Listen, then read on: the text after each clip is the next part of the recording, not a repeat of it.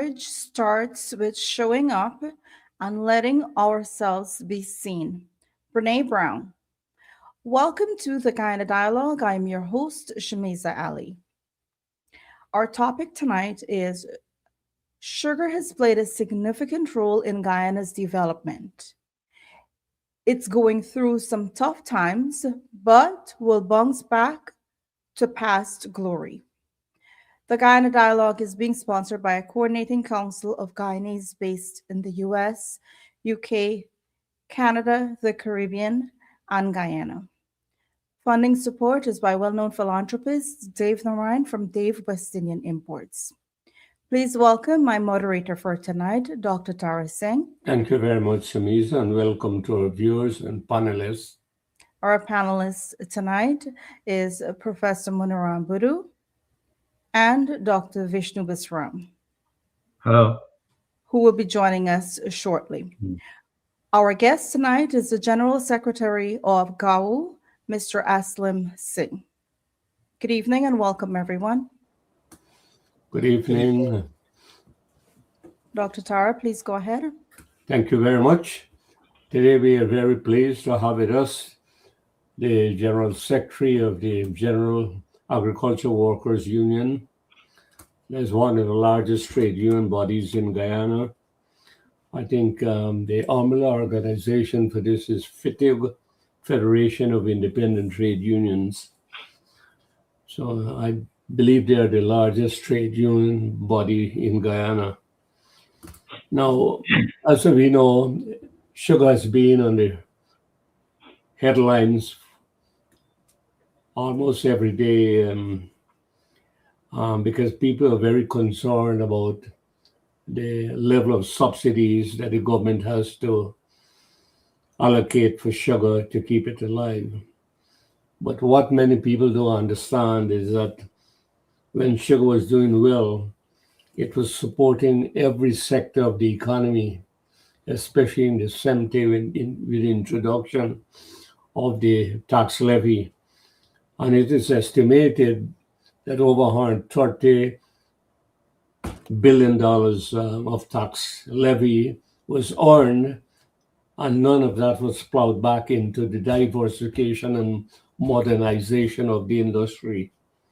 So it's time now, although sugar is going through a rough time, it's time now for the other sectors to come to its help.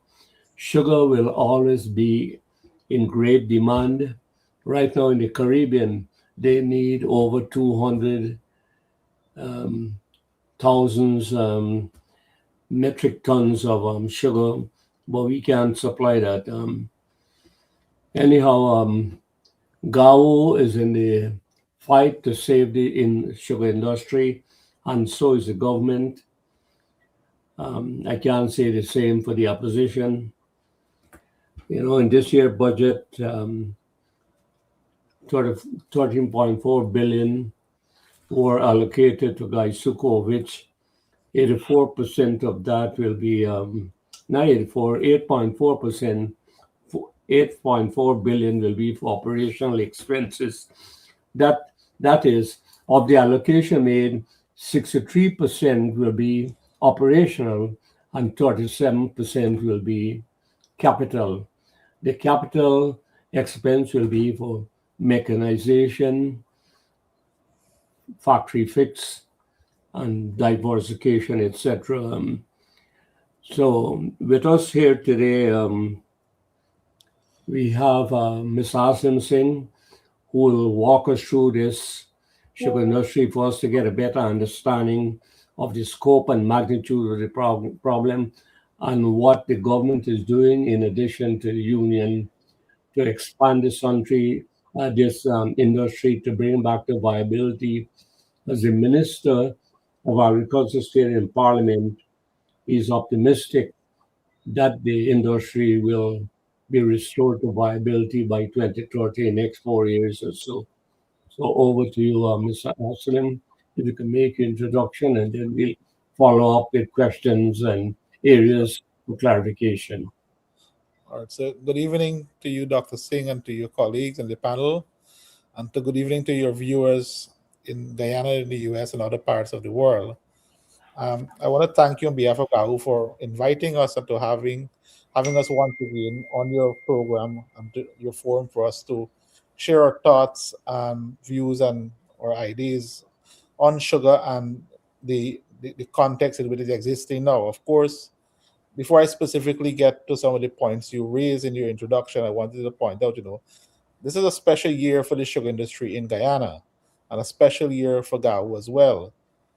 On February 27 this year, the Union and Gaisuku, well, the Union GAWU will observe 50 years as a representative union of the workers in the field and factory.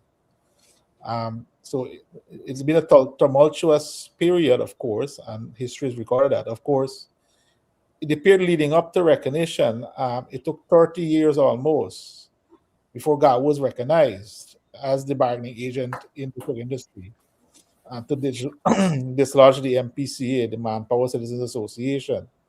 And that struggle was intense. It was challenging. It was difficult. Many comrades would have had been incarcerated and had faced other pressures. We had the infamous Enmore Martyrs incident of 1948 and Kausila, who was killed in 1964, all in the, among other things, calling for the recognition of GAO. So it's a significant year for the union um, from that point of view, but also a significant year for Gaisuku as an organization. On May 26th this year, Gaisuku will celebrate its 50th anniversary as well. It was nationalized or became state owned on May 26, 1976. So it's one of the longest established government organized companies in Guyana. But in your introductory remarks, Dr. Singh, you made a lot of um, or you shared a lot of good information, and you pointed out, um, quite lucidly to the contribution by the sugar levy, $130 billion you quoted. But that was just one element of sugar's contribution to the economy and to the country. Apart from the sugar levy directly, which was siphoned off from the industry and therefore prevented, as you said, modernization and the transformation of the industry to allow it to become even more competitive and to become more future ready. You had other revenue streams coming from the industry, corporation taxes, income taxes from workers, and these are other means that kept the economy alive. I remember reading the 1992 budget, I think it was, or 1990, and the sugar levy alone contributed 25% of the budget that year, or was responsible for providing 25%. So it spoke to the significant contribution, not only in those years, but the continued significance of sugar um, to the country, even now. Um, and while there's a historical perspective in terms of the financial support, the support to sugar continues in other tangible ways. This morning, Guyana experienced a torrential period of rainfall. I read almost 96 mm of in rain in just about 4 hours. In the areas where sugar is cultivated, guys, so who is charged with the responsibility of drainage of many of the villages that are parallel to sugar cultivations. That's a tremendous service that guys who provides to the nation. And so without that, without the the the presence of guys who in many of these areas, many villages could have been flooded, probably been flooded under now. So we must recognize that, when we speak about sugar, it is not merely the production of cane and the manufacturing of sugar, but the sugar industry encompasses a much wider scope that many tend to see. So, and then you made the point earlier of the subsidy or the provision of support this year from the government, 13.4 billion. About 8.4 billion, according to Minister Mustafa, will be provided for operational expenses, wages and salaries, fuel, lubricants, and some other things I read in the news. So, but roughly $5 billion approximately will be used for the modernization of the industry, which has been delayed or it was stymied because the industry, when it had the funds, was not able to invest it. Um, a lot of work has been done in recent years in converting land for mechanized layout. We all know that there are challenges surrounding labor now in Guyana. That's not a secret anymore. President Ali recently spoke about it and has spoken about it on several occasions. And so there's now greater efforts to have mechanization become more prominent in industry. Already, um, some significant areas of land has been converted and the mechanized operations are taking place, but it's now to take it to the next level. So this year's budget provides for the acquisition of machinery to facilitate mechanization, the conversion of lands, and also works in the factory, because there are certain elements of the factories that need to be modified in order to accommodate mechanized operations. There are certain inherent factors that change. And therefore, when we see these contextually, we must recognize that, of course, Minister of Agriculture also, and the Honorable Zulfikar Mustafa did report in the parliament that the intention of the government that the investment in the coming period will be used to make the industry profitable by 2030. And as I said, the industry must not be seen solely and wholly on sugar and sugar and cane, but it's much broader and much apart from what we see as the tangible outputs. There are several intangible outputs which benefits the entire country. Mm. Okay, thank you. Before I pass you on to Professor Boudou, I just want to ask you, do you have any estimate of the current area under mechanization for the four Um, sugar estates? I don't have the figure at hand, but it's probably close to between 30 and 40% of the entire Gaisu cultivation that is mechanized friendly. So Mm, that's one element, but the other element is also to have the necessary machinery, because it's not just the cutting and harvesting of canes, but there's planting, fertilizing, application of agrochemicals, and so mm, on. So it's a value chain that has to be looked at. mm. Okay, thank you. Professor Boudou? Yeah. Um, Mr. Singh, for our viewers, could you describe what you think briefly the main reason for the industry's ongoing struggle, say, over the last 10 years? Well, I mean, and if we restricted the last 10 years, I mean, and if I could just step back prior to the last 10 years, we were seeing in the 2012, 2014 period, even 2015, signs of recovery. In 2015, the industry was able to produce 233,000 tons. I think it was 234,000 tons. And then that is when the new government took over, the coalition government took over in 2015. And that was never sustained. Rather, the industry was starved capitally. The sugar workers, as is well now documented, became the only group of workers in the state sector who were not given an increase in any of the 5 years of the coalition. And the estates were closed. Four estates, Skelton, Rosal, East Demerara, which is and more, and LBI and Wales.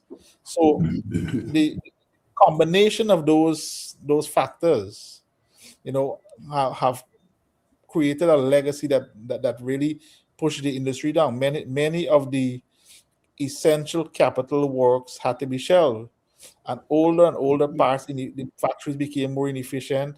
The necessity of conversion for mechanization, even the ability of labor to remain competitive in the labor market, it became difficult for the industry, because workers saw their real wages decline markedly. It's about 42% the union had computed workers lost in real wages between 2015 and 2020. While there was a change in government in 2020 under President Ali, and he sought to restore the equity that sugar workers had previously. And we are certainly appreciative and thankful of the efforts of President Ali and his government to ensure that workers are protected and taken care of, and providing the necessary support for the industry to recover. It does take some time. Mechanization is not a process that happens immediately. It takes a lot of time for land to be converted. Of course, we operate within the vagaries of the weather too, and then the necessary the acquisition of equipment, and the changes in the factories and so on. So there are several elements that have to be considered individually and collectively that add up to the situation we're in. Hmm. Because when we talk about sugar, we generally talk about numbers, production. But there's not an important aspect of this. The sugar industry has to contribute to workers and rural communities. Uh, could you comment on that? Oh, well, I mean, this is probably most vividly expressed, and I think it's not lost on many of us. We saw the vacuum created when these estates were closed. When markets and shops and the fisher folk and everyone began to lament the loss of the income of sugar workers in these communities, and how it not only the knock-on effects, not only indirectly the workers and their families, but the entire communities became ghost towns. Hmm. The socioeconomic study, which was done by the ILO, pointed out to the increase in alcoholism, the increase in criminality, the destitution that took place. We had instances of suicide, unfortunately. The children having to leave school. I remember a famous case of a young lady from Wales. While she was fatherless and her mother was bedridden, the sugar workers in that community took care of her and her family. In, when the estate was closed, obviously the income was no longer available to provide that support. And her dream was to become a nurse, and she had to drop out of school. This is one of the many manifestations. I remember another instance where a comrade from Skelton, a very good comrade, his wife was ill, and while he was severed, he was made redundant. He had severance payment, though that was delayed, and that had to be addressed through the courts. Um, he used a lot of his monies to take care of his wife. Eventually, she passed away, and his daughter, who was about to write CXC, he didn't have the finances to allow her to write CXC. And there are a lot of these horror stories, so if I can put it that way, that demonstrates, the carelessness of what closure created in the society, these rural communities.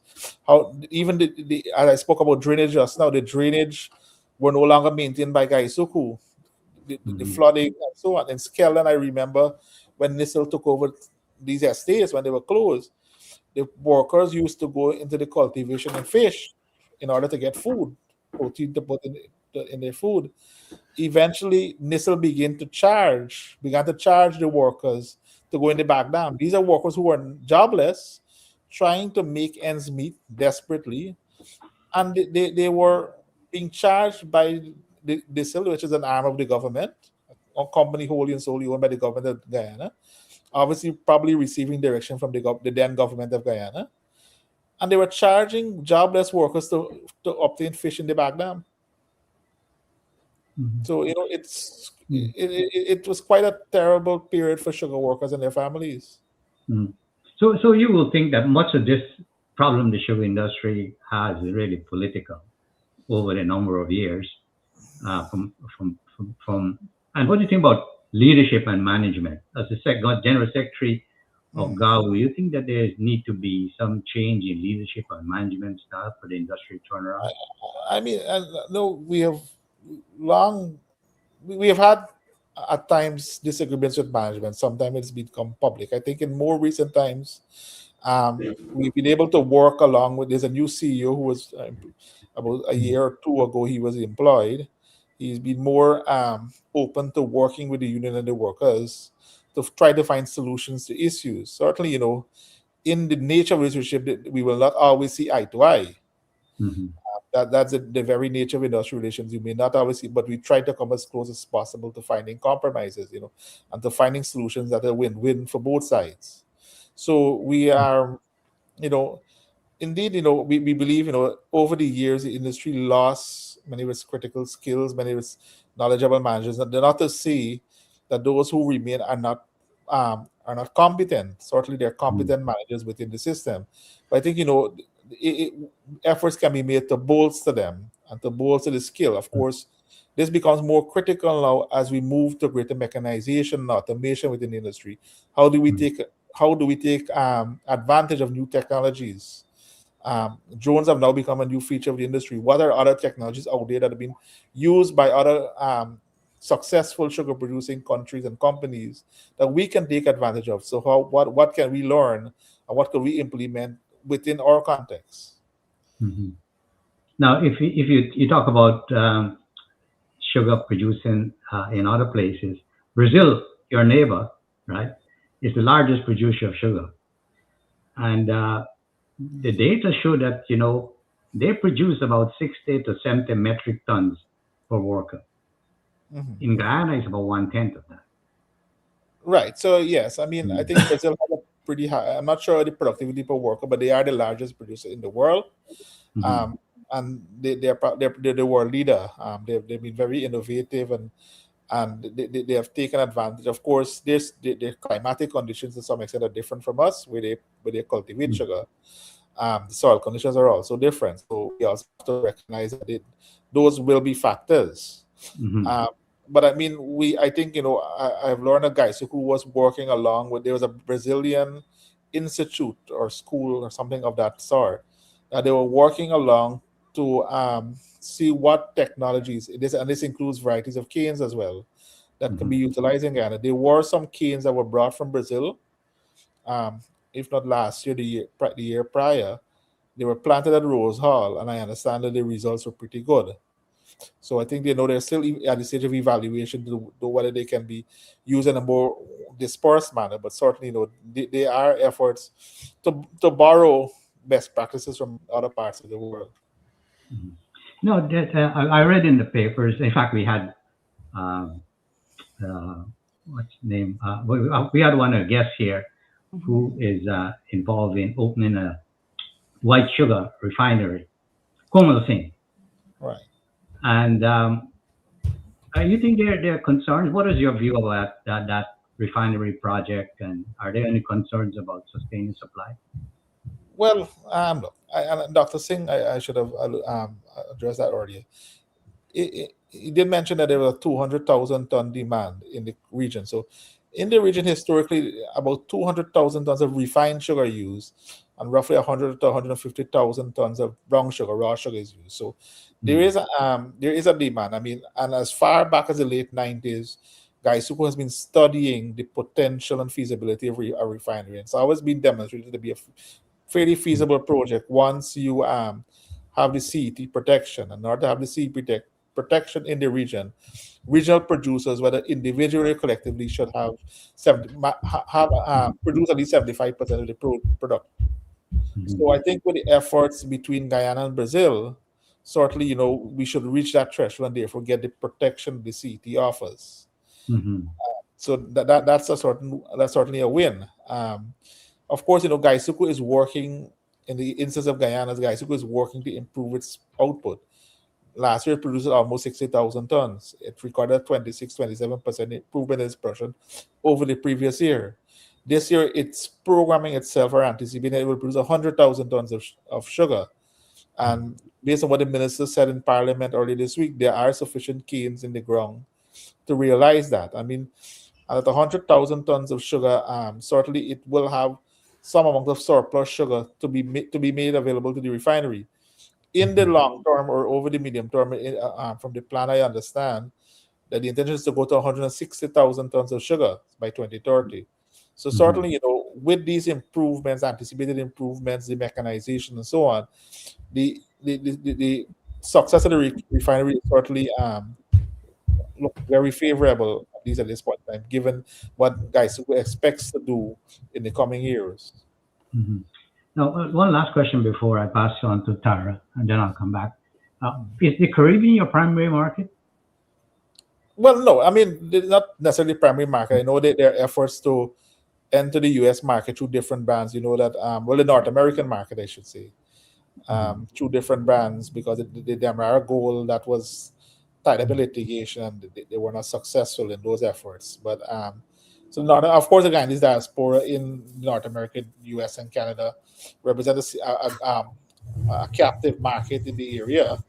But I think a lot of sugar is also sold in the Caribbean, because the two main producers in the region are Guyana and Belize. Jamaica does produce to a lesser extent, and Barbados basically through more or less rum consumption, a small local consumption. But so most of the sugar either comes in the region from Guyana or Belize, and as I said, 200,000 tons of refined sugar, 100 to 150,000 tons of raw sugar. There's an available market here. But I do also know, guys, because advancing efforts to go beyond the region, beyond the North American region as well, to Mhm. into Europe and even to parts of Africa and the Middle East. So there are efforts, to spread our wings, so to speak, and have our tentacles reaching to different parts of the world. Because Mhm. we are authentic Demerara sugar. I mean, there are many producers who have marketed themselves to be Demerara is known as a brand name for sugar in the world, and Mhm. we are the authentic producers of Demerara sugar. Yeah, because I see Demerara sugar and it was produced in Fiji. Right, and You Mauritius see, and other places um, like that. uh, and the branding is very important. So, are you planning? You kind of planning to do anything about that, or can I do know that. anything about it? I mean, guys who will be better able to speak on that than me, but I know that there are efforts to utilize the Mm. Demerara name more prominently. I know Mm. DDL has done some work in GI, Mm. geographical indicator for rum, which Mhm. offers some protection for them in Europe. I think Mhm. guys will go along that path in securing the European market in a more formal way. Mhm. So certainly that helps. And I think it does require some innovation in marketing to Mhm. demonstrate that what this is what sets us apart from these other pseudo Demerara brands, so to speak. Yeah, very good. Okay, All at this point, we'll take a break and then we'll come back. Shamiza? We'll be right back.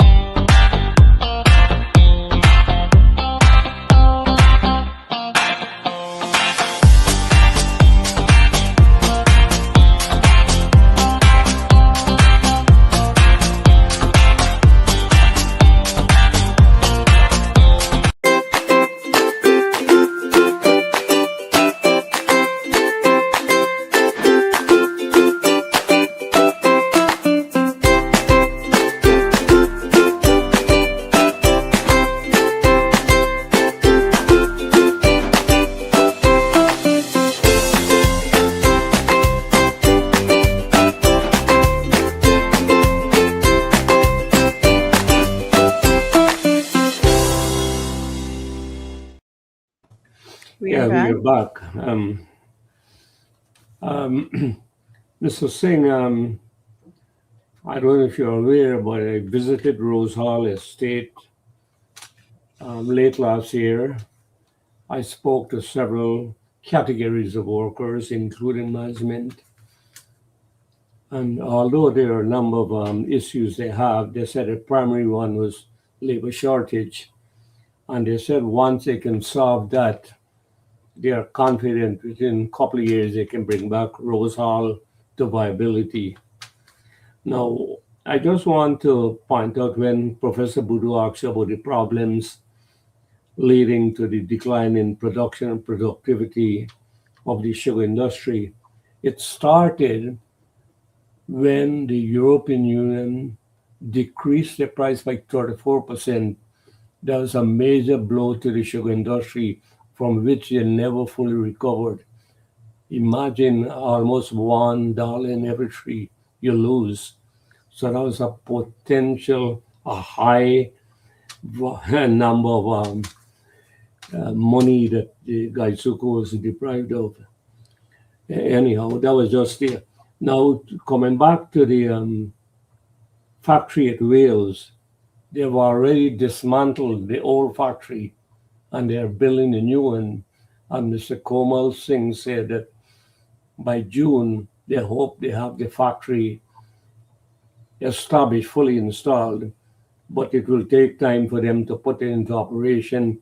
It may probably be till year end or the beginning of 27. And the output what they generate is not 100 metric tons, but it will be less than that, and then they will gradually increase it. Um, so that means that the reliance on cane sugar from Guyana would not be that great in the beginning. It will be a cumulative increase. Now, We're going back to the Gaisuku when they dismissed the 7,000 workers. What I want to clarify from you, would the 7,000 workers include the private cane farmers No, or it exclude? these are 7,000 workers who were directly engaged by Gaisuku. Okay, Um, because the private Wales, cane farmers, at Wales, you probably had the largest number of cane farmers in the right, industry. at Wales, 40% of the cane produced was by cane farmers. So whenever we talk about privation of workers, what about these private cane farmers? I know one of the largest cane farmers in Wales is a guy named Pradeep. He had about 40 workers employed, plus he had all the equipment, the tractor, the trailer, whatever. And once they closed, all these equipment lay idle. So whenever we talk about the difficulties that people experience, we often exclude these categories of workers. In the new plan, in the new thinking, would the government expand or continue with the peasant cane farming?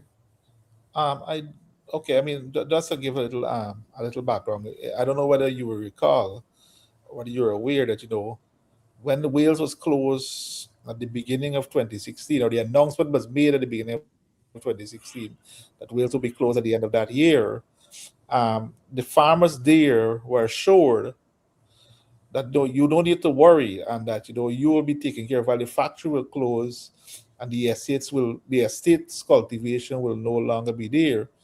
As you said, 40, sometimes a bit more percent of the cultivation of the canes were supplied by farmers, and they were sure that a road would be constructed from Iflat Estate all the way to Wales to facilitate the farmers taking their canes to Iflat factory. In fact, the Wales farmers, unlike the estate, utilize tractors and trailers to transport their canes to the factory. Um, and therefore, there was a special hoist at Wales that facilitated the discharge of canes from those trailers into the factory. The hoist was taken down from Wales and reestablished at Iflot.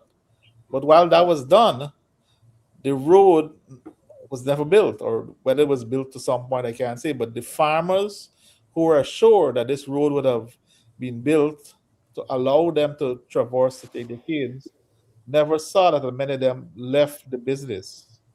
Well, forcibly, of course, because there was no alternative. So that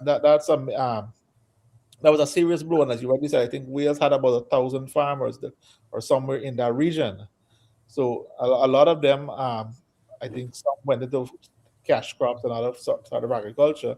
Some of them, I just don't know what they did.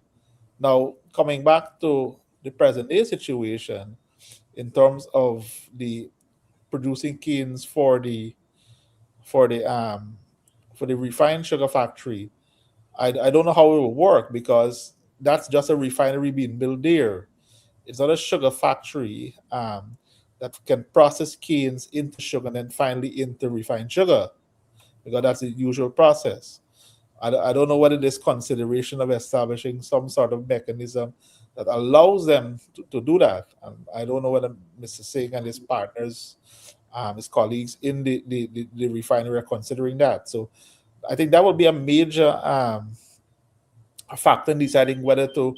So I know that the government has spoken, and there have been efforts to try to resuscitate cane farming in that part of the country, but linking it directly with the refinery, I'm not sure how that will work. And as I understand, it's a refinery that has been brought from Canada and being set up, as you said, sometime by June, but it will need some fine tuning and other works before it finally becomes operational. It gradually improves production as it becomes more and more established.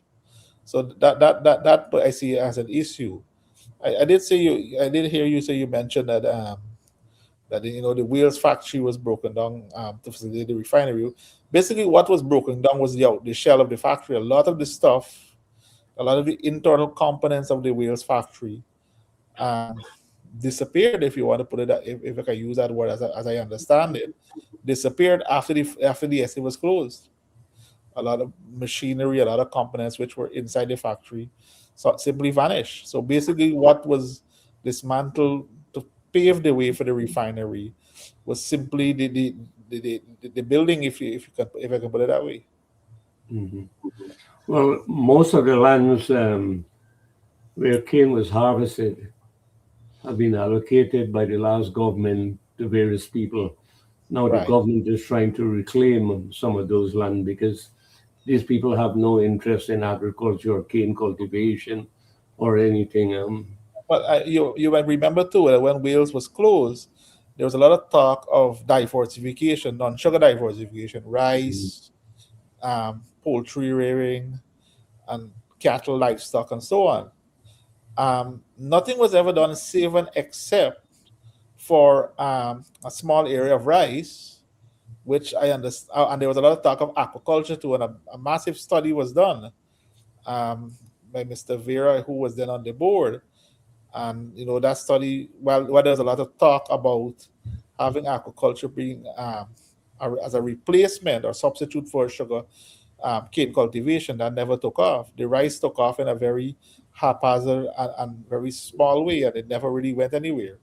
So all of these things, as you said, as I understand, like lands were given out by the former government to different entities, persons, and that has been a challenge to recover these lands, to put them into more productive use for the people of Wales and the communities surrounding the estate. mm. Yeah, okay. Professor Buru.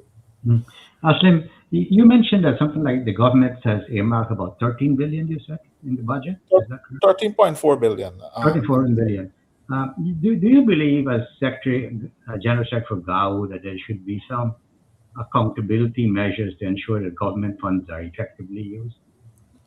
Well, I think that's part of the internal mechanism that guys who will have to demonstrate to the Ministry Mm, of Finance or the Ministry of Agriculture, I'm not sure which one, that the funds are used for the different line items that is mm, earmarked for. So mm, certainly, if it's there to buy machinery, for instance, and once it's government money utilized to purchase machinery or components, or even the land conversion, it has to go through the national tender process, like all other government agencies. So there is that a measurable way of demonstrating that that the monies are utilized in the way that they were intended. mhm. Now, the title the Star has here, and I don't know whether you're part of that. It says there that you're returning to the sugar industry return to past glory. What does return to past glory realistically look like, and what choices must be made Mhm. for you to get there? I mean, I think the past. I'm not sure what Dr. Singh had in mind when he Mm, said past mm, glory. I was not involved, but I did look at it as well. But I think mm, the path of where the industry was in this past, where it was. I mean, it still makes a tangible contribution. It's still a lot, in spite of everything else that has happened, even in spite of its miniaturization, it is still the largest employer in this country. mm, And more so, it's an important employer in rural Guyana, where the labor market is not as diverse as it is in the urban mm, areas. So you know, I think returning to those days when sugar played an even more tangible role, where sugar not only walked but ran, and where the industry become self-sustaining, um, playing a role profitably, viably, efficiently, and where it takes advantage, I think, of all the new technologies and the new opportunities available for its success. So I think, mm. I would coin it in that way. Right. Now, there's all these modernization going on. At least the government is putting money into that, and there's some restructuring. I know they had a lot of management restructuring and shifting operation. What protection does GAWU want for sugar workers? I mean, look, the longer term target of 160,000 tons, Mm, taking into account past performance of the estates that are open now, seems to be a more realistic and a more probable production, more aligned with the mm, potentiality of these estates. meaning that they're operating efficiently, they're operating effectively, and each unit of production is maximized in a sustainable way. So from the but we also are conscious that that it will not be done in a very quick fashion. Cane takes 1 year to maturation, and the newer varieties that are already maturing varieties, but generally it's a 1 year yardstick. So whatever's attained this year really was worked on last year. Mhm. So it takes that time. Of course, what makes it a little bit more complex now is the efforts now to convert lands. So that also takes some time to facilitate mechanization, to have the machinery in place, to have the inputs in place in a timely manner. And these are Mhm. all critical elements to ensuring that the industry, as Dr. Singh puts it, it's past glory. Mhm. Because at the end of the day, the production of cane and the manufacturing of sugar, it's really a scientific process. Mhm. And there are certain scientific elements that have to be followed. And I think it's going back to those respect for those scientific, which were developed for many years. The industry is the oldest industry in Ghana, almost 400 years, 380 odd years. So Mhm. these scientific principles, the way we do things, certainly may change with new technology and the evolution of climate change and so on. But there are certain principles that still remain sacrosanct. And Mhm. for us, it involves going back to those true and tested measures that have served the industry well in this past. Mhm. Now, is there any retraining effort going on between, say, GAWU and the government and other agencies uh, to train shop workers for the other parts of these other sectors within government? No, there's no efforts in that regard, but there will probably be efforts, as the industry become more mechanized. How do we take workers in this journey, in this next step of the industry? Because Mhm. to become more conversant with mechanized techniques and mechanize the Mhm. machinery, servicing, and the different areas that now will become new features of the industry. Like I said, one of the new features of the industry sometimes is the use of Mhm. drones in the application of Mhm. herbicides. Mhm. Mhm. So, how do we now retool our existing workforce to to go along and to be conversant in this new element Mhm. of the industry, or Mhm. these new facets of the industry? Mhm. My last question is about diversification efforts. If you talk about sugar industry, somehow or other mentally they think about sugar only. But there's a lot of other things going on. There's things like ethanol, there's energy. And I've seen in India that they're producing plates, right, from cane, you see, cane husk, you see. Right. What type of diversification effort does GAWU support most? I mean, so there have been several measures we've advanced in the past, and we think still hold Mm, true um, mm, for the success of industry. Refining was one which we felt had a lot of possibilities, and we see the private sector now taken up that mm, mantle. But the industry, has the potentiality in packaging. There's a packaging plant at Blairmont where they package Demerara Gold and mm, other brands of mm, sugar. A new one should be open this year. There was in under construction, and probably it's close to construct the finalization at Albion. So mm, that's one plank of the diversification.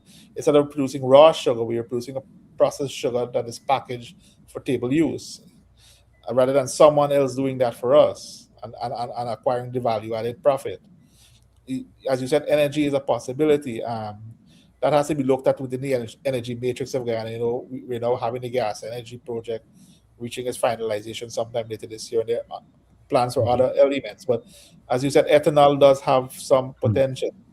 And one of the reasons Brazil is so successful in its industry, they've designed their factories that they can move between ethanol and sugar almost maybe at the flick of a switch.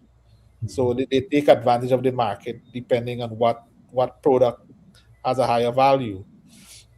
As you said, mm, bagasse, for instance, to be producing biodegradable tableware, plates and boxes and stuff. I know that's something mm, guys is also examining in its own. What what mm, what what is the potential of such an investment? Because um, right now all of the biodegradable foodware is imported. Guys who can substitute that using its own bagasse. create a local Mhm. industry here, possibly with Mhm. the intention of exporting it over the medium term. So there are elements of diversification which hold value. It's not simply sugar. Sugar, as you said, even molasses has the potentiality for rum, although Mhm. DDL has also been doing that. The molasses to ethanol and these sort of um, areas are ideas which can be explored and advanced more. Mhm. Now, this is the last question. What excites you most about what's happening now with the government putting in money, really supporting the sugar industry, and try to make it kind of reborn again, right? In But in in, in a better way. uh, yeah, I Mm, mm, think what maybe it's related, but what it's exciting that we're going to see this transformation that should have happened much earlier, and this is the use of mechanization in a more pronounced way. It is something that should have happened much earlier when we had the money and maybe the time. mm, That it, certainly we may not have ended up in where we are now had we done it at that time. But of course, those monies which could have done those things were taken away as sugar levy and other areas. mm, So maybe had we been able to, we would have probably perfected the system by now. That we would have found ourselves in this crisis situation that we're in. So, what is exciting now is the evolution, if you want to put it that way, to mechanization, to a more mechanized industry, a more efficient industry, but also now taking advantage of the technologies that's now available. We are now the fourth um, iteration of the industrial revolution. AI is now the mhm, buzzword all around. How can we maybe the elements of AI that can be integrated in the management of the industry, that can mhm. make the management more effective, that can make control costs in a more effective way. So these are all important considerations as you improve competitiveness. So these um, have to be, for me at least, I recognize that there's a lot of change in the air, and it could bring about, once implemented properly and implemented in the right way, a lot of exciting changes for the industry. Okay, Tara. Okay.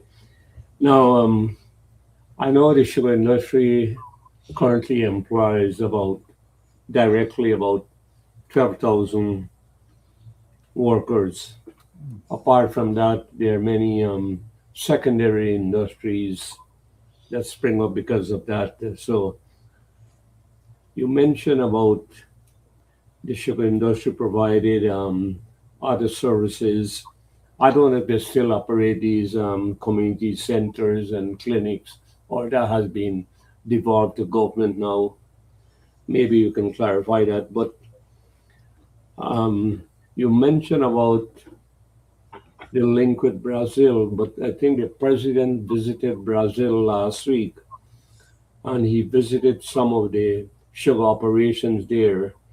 And the plan is to, since not Brazil, Belize, sorry, since Belize has the same climatic conditions, they feel that, and Brazil and Belize is very highly successful in sugar production, so they are thinking of trans transplanting that model onto Guyana.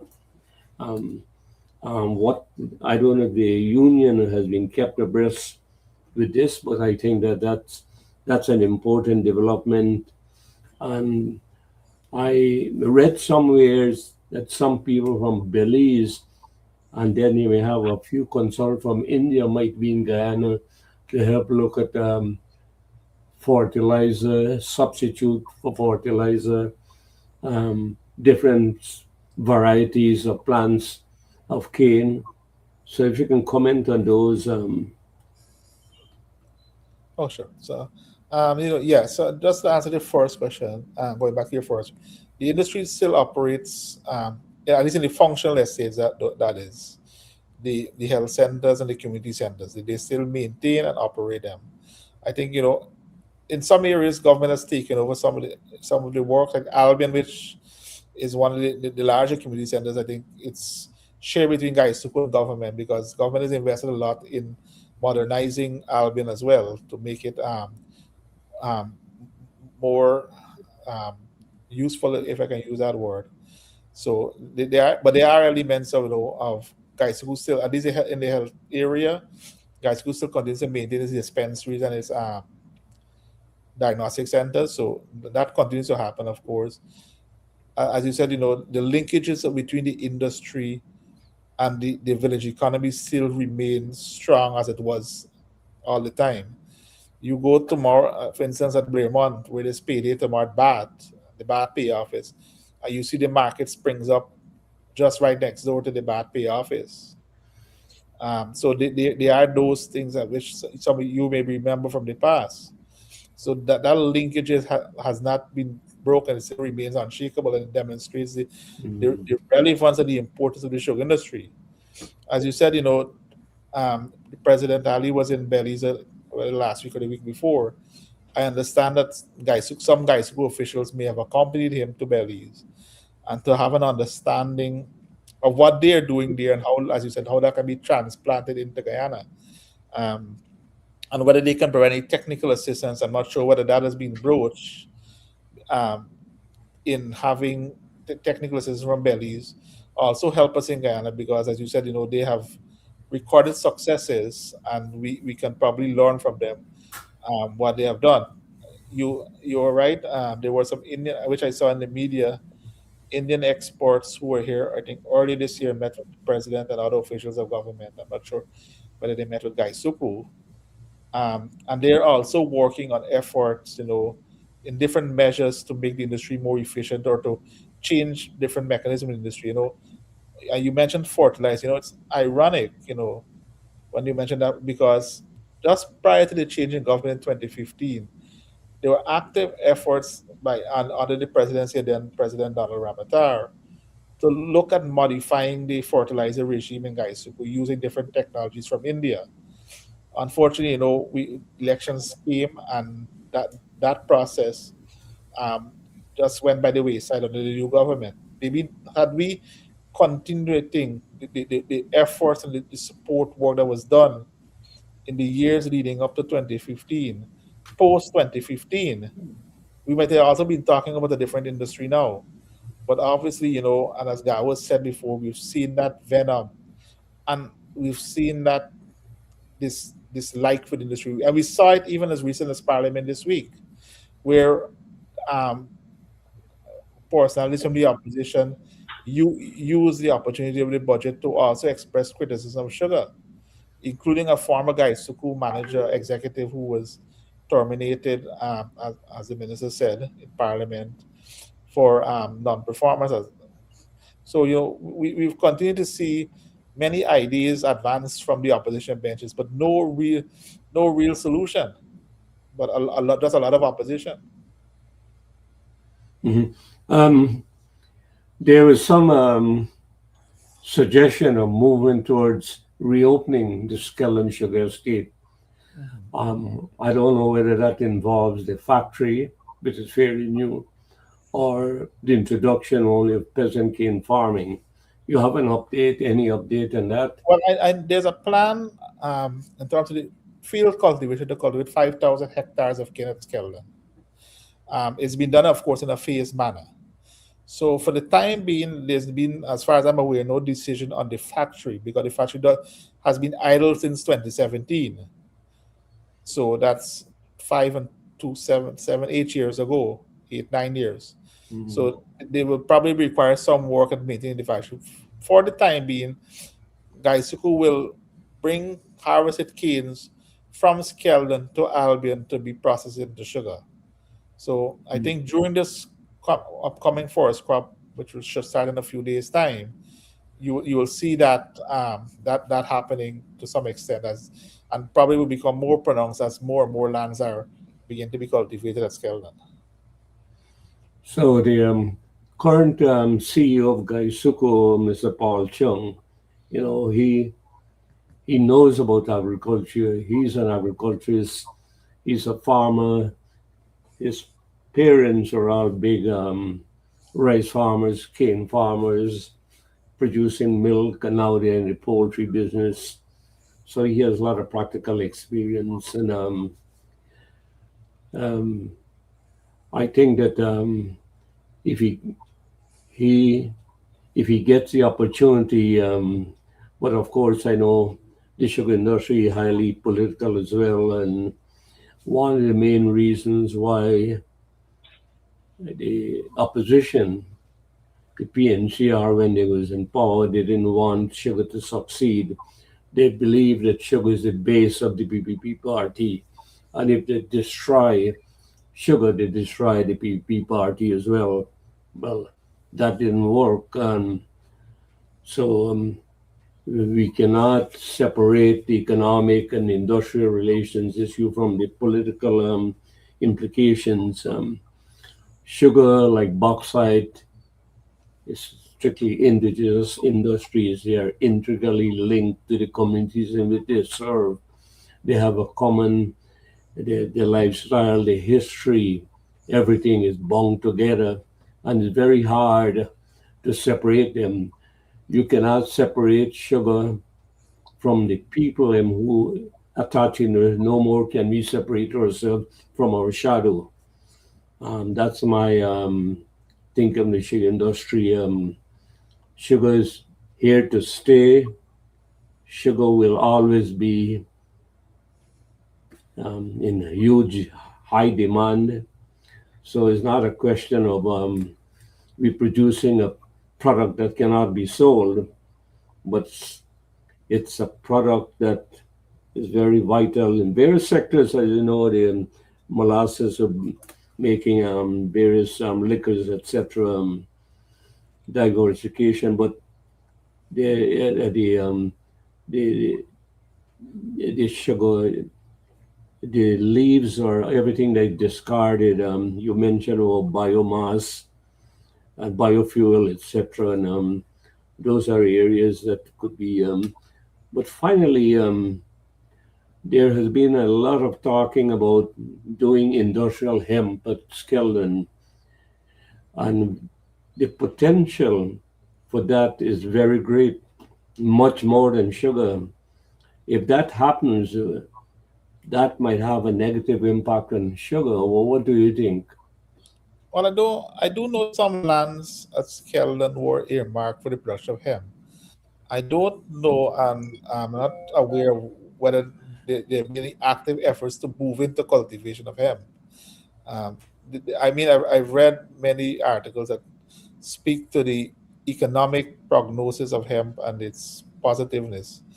But I mean, as I said, I don't see why they cannot be cultivated parallel to each other and why both can be successful in their own realm. I think, one should not be, I don't think one should be looked at displacing the other. As you said, sugar has potential. There's a market for it, there's a demand for it, and it's a matter of us producing it in a fashion that is efficient. So, but and Mhm. certainly hemp can be cultivated I, I alongside was that. just I was just thinking that if hemp has greater profit, that Mhm. might pull away people, workers from the sugar industry. That's what I was thinking. Anyhow, Yeah, but as I said, that's a possibility. yeah. As Mhm. is anything. Um, All right. Our time is up, and I got to hand you over to our host, Shamisa. I don't know if you have any questions or what for Mr. Singh.